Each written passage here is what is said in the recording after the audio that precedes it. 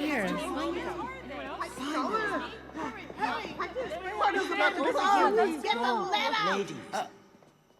Oh, how it mirrored the scene at the beginning, remember? Wow.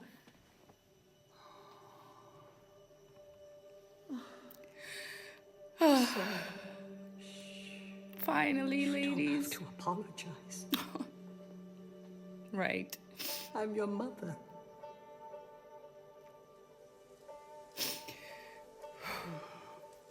May Sun Yi guide you and keep you safe. Oh, guys, man, I One at a already time, start ladies. with tears in my quickly. eyes. Great.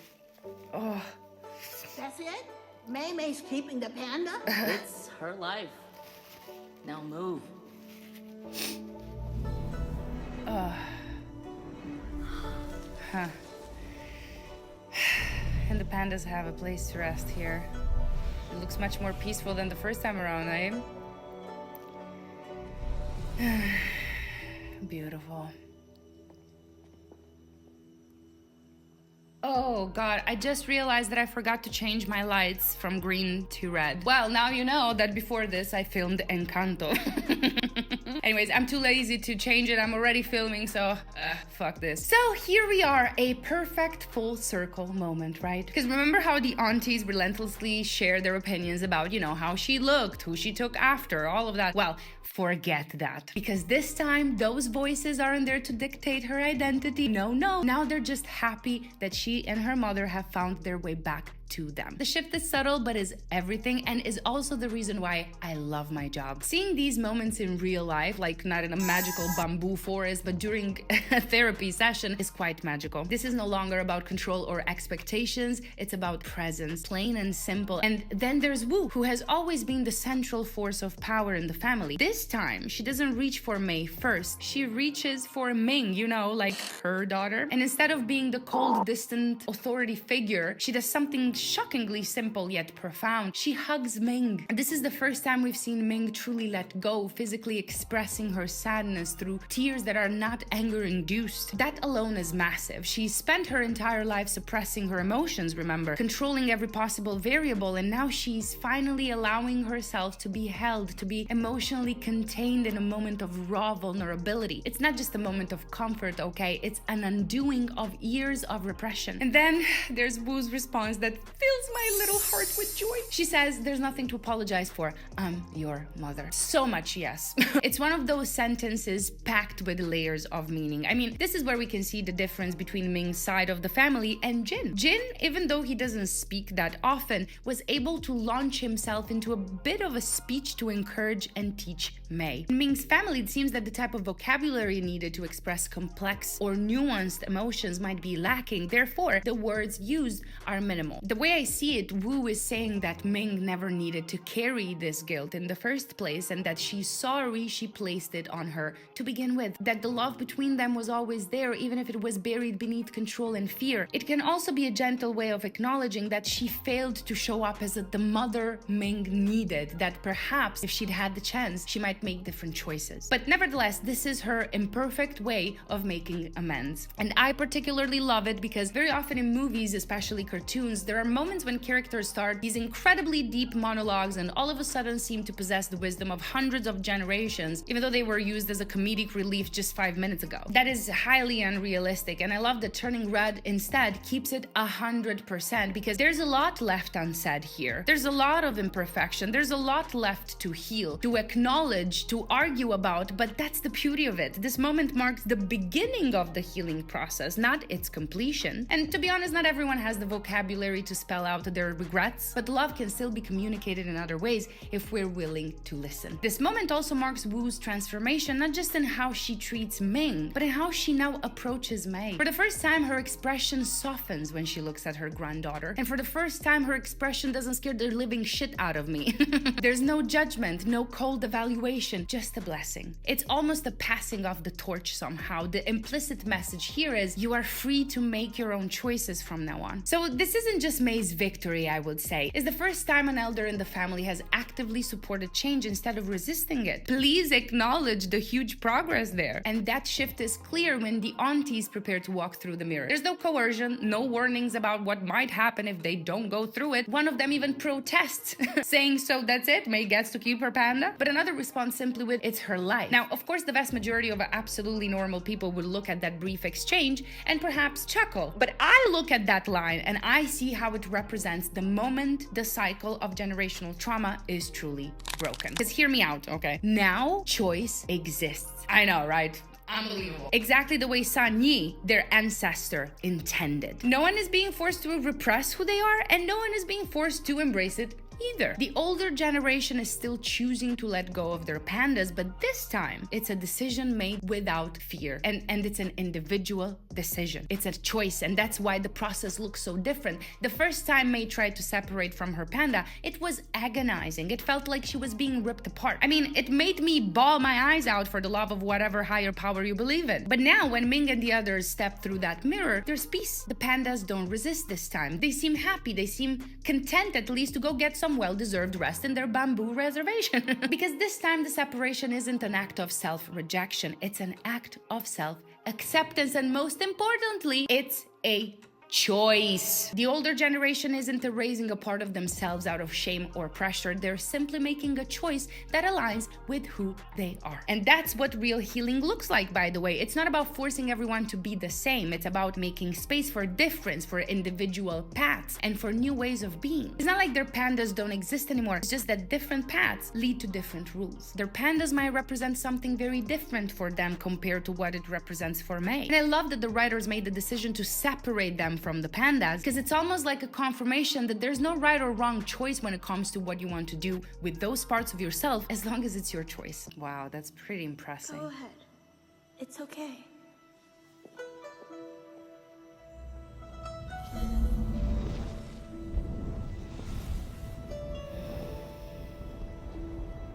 Aww, a little thank you.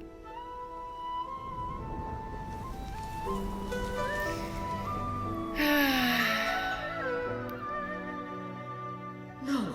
Oh, Ming, please. Just come with me. not today, Satan. No, no. I'm changing, Mom. Yes. I'm finally figuring out who I am. Oh, May, I'm so proud of you. But I'm scared it'll take me away from you. Oh, Me too. that can happen. I see you, Ming. You try to make everyone happy, but are so hard on yourself. And Familiar, if I Ming? taught you that, I'm sorry. I'm so proud of So you, Ming. don't hold back. For anyone. Oh, goodness. A round of applause, everyone, you okay? The prouder I'll be. You go, Ming. That was quite beautiful. Very many important moments happening here. So once Ming goes through the mirror, we see how her old biases, fears, and worries take over. Her conditioning tries to take some control back, as it's normal, but this time May is ready to stand up for herself. She doesn't just tell her mother she's changing. This time she claims it as a truth she no longer needs permission for. And that's why this time she doesn't get angry or impulsive when asserting herself. This time she channels vulnerability. She breaks her own emotional pattern and reveals the fear that has been quietly looming over the entire movie. The fear that by choosing herself, by choosing independence, she will lose the love of her mother. The same way that happened between Ming and Wu. That's the real core of generational trauma. It's not just about control, it's about the fear of abandonment that control tries to desperately prevent. Now, Ming also breaks her pattern, because for the first time, instead of dismissing or correcting May, instead of going into fixing mode, Ming actually listens and empathizes. She just hears her daughter, and when she tells tells May, I see how hard you are on yourself. She's finally acknowledging the pressure that she has unknowingly passed down. And this is where I really have to commend the writers, because they gave us such an incredible moment of healing when it comes to generational trauma. The moment when the parent actually takes responsibility, not just for their past mistakes, but for the patterns they have unconsciously handed down. And that's when we realize May didn't want her mother approval. She wanted her mother's validation all along. And her mother is able to finally give that validation because she's finally able to see how she has passed down her behaviors to her daughter, because she herself does it.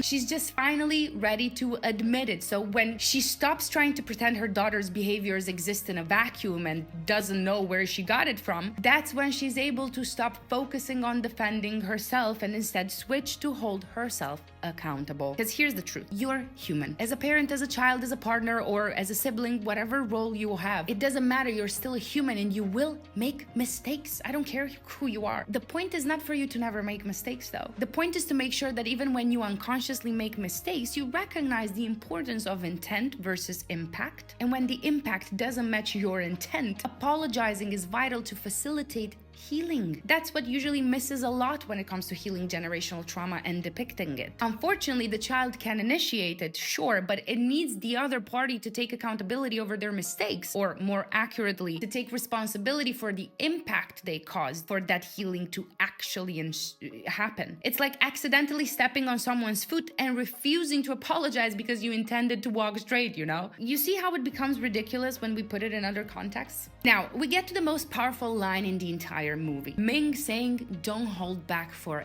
anyone." There is so much weight behind those words because this isn't just about May, it's about Ming too. It's about the parts of herself that she had to hold back to be accepted, to be the daughter her mother wanted, to maintain the illusion of control. In telling May not to hold back, she is indirectly telling her, don't become me. She's giving May permission to break the cycle in a way that she never could for herself. But here's the most important subtext. She's also acknowledging that at times, May might have to fight against her too. That's what real parenting is, by the way. It's not about pretending you will never be a source of conflict or misunderstanding. It's about preparing your child to stand up for themselves, even when it means standing up to you. Ming doesn't say it explicitly, but in this moment she's telling May, I have my biases, I have my flaws and my existing conditioning. I will not always understand you and you may have to fight me for your truth, but this time I'll welcome and respect your fight. And that, ladies, gents, and non-binaries, that is how the generational trauma cycle actually breaks. A round of applause, everybody. This is what I'm talking about. Come on. Not just because one person refuses to repeat it, you see, that's not enough, unfortunately, when it comes to generational trauma, but because the person who was enforcing it acknowledges their role and lets it go. That's what makes a change. And that's truly the test of parenting, isn't it? Learning to let go. Ming has spent May's entire life believing that keeping her close, keeping her safe, keeping her controlled was the ultimate form of love, of safety. But now she's faced with the truth she can't ignore. Her role will be shrinking. Not because she has failed as a mother, but because she has done a great job at it. That's what your child growing up looks like. The moment she recognizes this, she has two choices. She can tighten her grip, fight against the inevitable,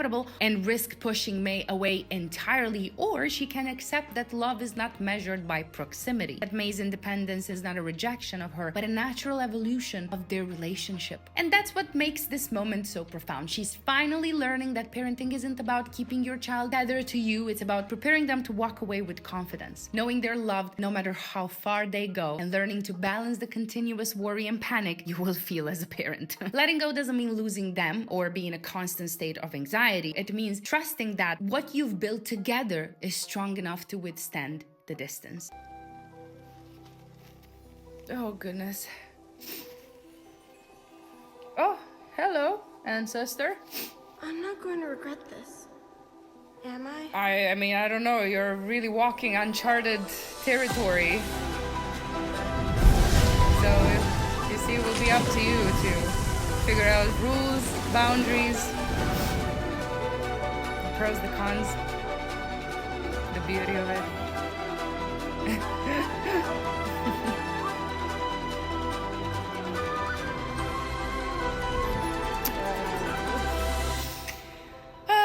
Welcoming your roots. I'm Malin Lee, and ever since I turned 13, life's been a lot. Yeah. People still talk about Pandapocalypse 2002. I mean, I would too. Mom and I just call it growing pains. Appropriate. This thing's hungry all the time. Eat up, little one. Oh, you're so hungry. That is so What? sweet. Mr. Girl had to put her panda in something. Fair enough. You should see Grandma's. So unlucky. I'm sorry, Woo. But, you know, that's very You ready? metaphorical. Let's very do this. symbolically Hello. pertinent. Welcome to our temple. Hey! And things This at the also temple have mirrored the never scene been from the better. beginning. OMG, that looks so cute. Our temple is the oldest in Toronto. Hey, look at and the June only being part one of it that's all. home to the great red panda. Whoa, guys, you have a long way to go. Guys, Hey, her friends are here in the temple. totally. Bye, Mom. Bye, Dad. Hold on. You're not going out like that, are you? My panda, my choice, Mom. I'll be back before dinner, okay? Fine. Oh, you're welcome to join us. For Mr. Lee's cooking? Don't load up on junk. Thanks for covering Don't cry, for me, Sue. Dad. Oh, Tyler is part of the group now. Oh, I love that. And yeah, sometimes I miss how things were, but nothing stays the same forever. OMG, I'm so excited. We've all got an inner beast. We've all got a messy, loud, weird part of ourselves hidden away. Preach. And a lot of us never let it out. But I did. And it's time for you How too. about you? Ah, man, this was incredible. I wish it would have never stopped. So this final scene is a masterclass in integration of tradition with modern times, of autonomy with connection, and of past with present.